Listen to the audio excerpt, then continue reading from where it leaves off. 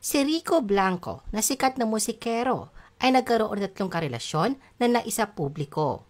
Kilalanin natin ang mga babaeng minahal ni Rico Blanco. The Philippine Showbiz List presents mga babaeng nakarelasyon ni Rico Blanco. Casey Concepcion.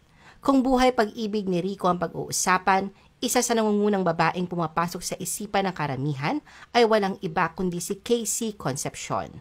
Matatandaan na taong 2003 nang lumabas ang balita tungkol sa pagdidate ni Rico at Casey. Gumawa ng ingay at kontrobersya ang ugnayan ng dalawa. Pero walang kumpirmasyon mula sa parehong panig. Ganun pa man sa ilang panahon, marami ang naniniwala na may espesyal na unawaan sa pagitan ng dalawa. Katunayan, naging bali-balita noon na hindi nakakakuha ng approval mula sa kanyang magulang si Casey na makipagrelasyon kay Rico. Mahigpit daw na tinutulan ni Sharon Cuneta ang kanilang pagmamahalan at para protektahan ang kanyang anak, ipinadala niya ito sa Europa sa kadahilan ng ito ay mag-aaral. Isa sa lumabas na di umano'y dahilan ng pagtutol ng megastar ay ang malaking agwat ng kanilang mga edad na 12 taon. Na mga panahong yon ay katutungtong lang ni Casey sa legal age na 18 at unti-unting sinisimulan na kanyang showbiz career. Samantalang si Rico naman ay 30 taong gulang at sinasabing hinug na sa karanasan.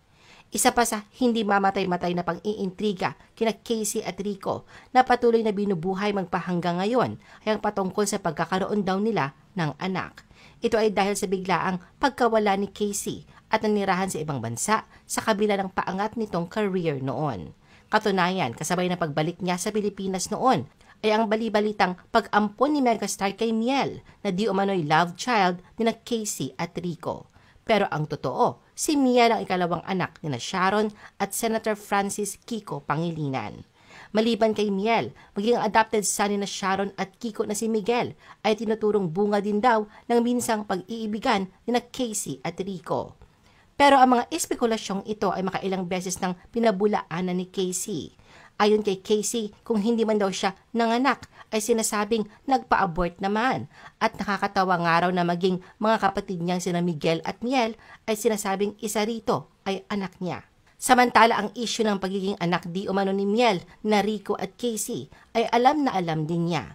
Katunayan noong nakaraang buwan ng Abril, sinagot ni Miel ang espekulasyon ng isang netizen na anak di umano siya ni Rico. Sinakyan lang ito ni Miel sa tugon niyang hindi daw sabi niya na nilikipan niya ng laughing in tears emojis. Kaugnay na naging relasyon ni na Casey at Rico. Bagamat walang pag-amin mula sa mga ito, sinasabing ang nakakabighaning awit ng River Maya na Balisong ay inspirasyon sa pag-ibig ni Rico kay Casey. Sa isang interview noon, ibinahagi ni Rico na sila ni Casey ay naging malapit. Parang araw talaga silang mag-best friends. Katulad ni Rico, sinabi din ni Casey na naging close silang dalawa at itinuturing ang isa't isa na mag-best friends. Dahil likas siyang palakaibigan, sa tingin ni Casey ay madaling magkaroon ng intriga at maling pag-aakala sa kanyang closeness, lalo na sa mga lalaki. Iniisip nga doon ng iba na mayroon ng something sa pagitan nila kahit na totoo, pagkakaibigan lang. Corinne Cupuyok. Sa mga kontrobersyang kinasangkutan sa pagkakaroon ng karelasyong artista, tila nadala naman si Rico. Sa sumunod na mga taon, kapansin-pansin ang mas lalo pa nitong pagiging pribado sa kanyang love life. Hanggang sa noong 2013, sa kauna-unahang pagkakataon, nagbigay siya ng detalye tungkol sa kanyang buhay pag-ibig. Sa isang interview, inamin ni Rico na may kinikita siyang non-showbiz girl. Sa kabila nito, hindi raw ibig sabihin ay mas pinili niyang magkaroon ng non-showbiz girlfriend para lang makaiwas sa intriga. Pagdating sa pag-ibig, hindi raw kasi siya yung tipong masyadong pinag-iisipan kung sino ang babaeng mapupusuan. Bagamat tumangging pangalanan ni Rico ang kanyang girlfriend, ibinahagi niya kung paano sila nagkagustuhan. Matagal na raw nilang kilala ang isa't isa. Hindi nga raw tumutugma ang timing nila dahil palagi silang may kanya-kanyang karelasyon. Sa tagal nilang magkakilala, hindi raw akalain ni Rico na magiging higit sa pagkakaibigan ang kanilang relasyon. Paliwanag niya, hanggat maaari ay ayaw niyang madawit ang mga taong malalapit sa kanya na hindi parte ng mundo ng showbiz. Wala mang binanggit si Rico na pagkakakilanlan ng nobya, base na rin sa kanyang naging salaysay, lumalabas na ang tinutukoy niya ay ang pretty dermatologist na si Dr. Corinne Cupuyok. Wala gaanong impormasyon patungkol sa relasyon ng dalawa, pero ayon sa ulat ng isang entertainment news site, sinasabing 4 na taon silang naging magkasintahan bago naghiwalay. Maris Racal. Sa ilang taong pananahimik ng buhay pag-ibig ni Rico, bigla itong umingay at nagkaroon ng kulay sa piling ni Maris Racal. Sinong mag-aakala na ang dati niyang fangirl ay ang kanyang magiging girlfriend? Noong March 17, 2021, unang umusbong ang balitang may namamagitan sa kanila nang batiin ni Maris si Rico nang nagdiwang ito ng 48th birthday. Makikita ang video ng duet nilang dalawa habang nakaupo sa tabi ng isa't isa. Kinanta nila ang sikat na love song na Brighter Than Sunshine. Kapansin-pansing malagkit ang tinginan at matamis ang ngiti ni Rico at Maris sa isa't isa. Simpleng caption ni Maris kalakip ng cowboy smiley, "Hi Rico, happy birthday." Tinugunan naman ito ni Rico ng sweet reply na, "Ha ha ha, love you." Hanggang sa noong May 2021, kinumpirma ng dalawa na sila ay officially dating. Kasunod nito ay nagbahagi si Maris ng cake na may dedication na "Age is just a number." Ngunit lingid sa kaalaman ng publiko, ang relasyon ni Maris at Rico ay nagsimula noong pang 2019 at halos 2 taon nila itong itinago.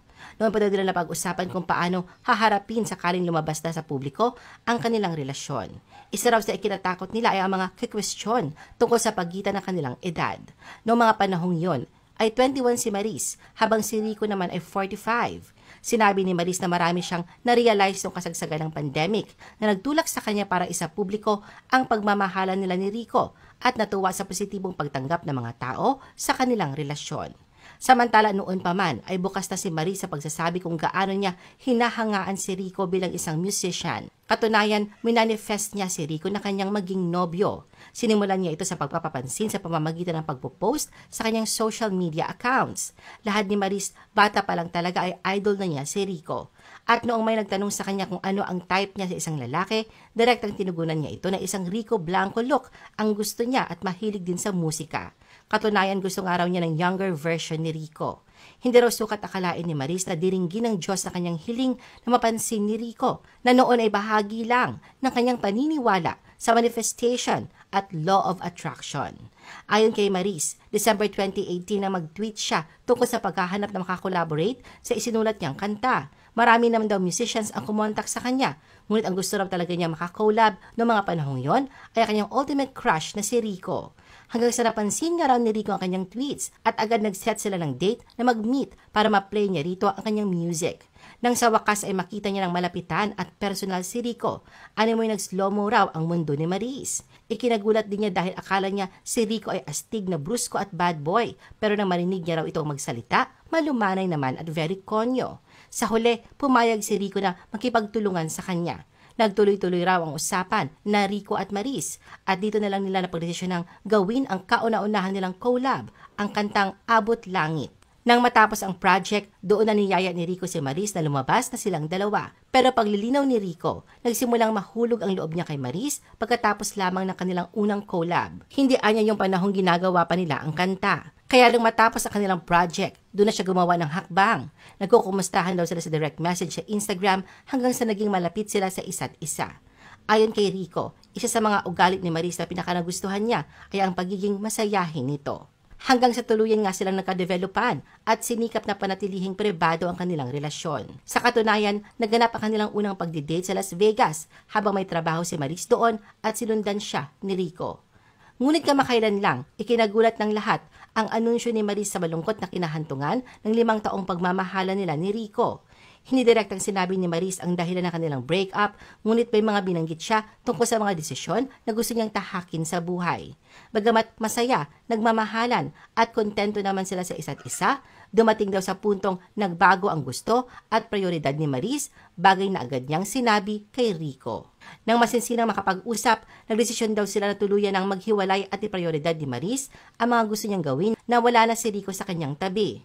Mahirap man ang kanilang naging desisyon, mas nanaig daw hanggang sa huli ang pagmamahal at respeto nila sa isa't isa. Ayon kay Maris, sana ay mas-skip niya na lang ang kanyang 20s, pero hindi pwede. Kailangan daw niyang harapin ang kanyang mga nararamdaman at tanggapin ang mga pagbabago. Nakiusap din siyang huwag ibaling ang sisi kay Rico. Mas masasaktan at madudurog daw siya kapag nakita ang dating nobyo na nagdurusa dahil sa kanyang naging desisyon. Sa huli, binigyang linaw ni Maris na walang third party sa hiwalayan. I-post ang inyong comments at reaction sa baba. At huwag kalimutan na i-like at i-share ang video na ito. Gusto mo pa ba ng ibang showbiz videos? Panoorin ang aming iba pang top viewed videos. Para sa aming mga YouTube viewers, pumunta lang sa description ng video na ito o i-click ang link sa itaas ng screen. Para naman sa mga Facebook viewers, ay maaari ninyong hanapin ang mga link sa comment section ng video. I-follow nyo din kami sa Facebook at mag-subscribe sa aming YouTube channel. Thanks for watching!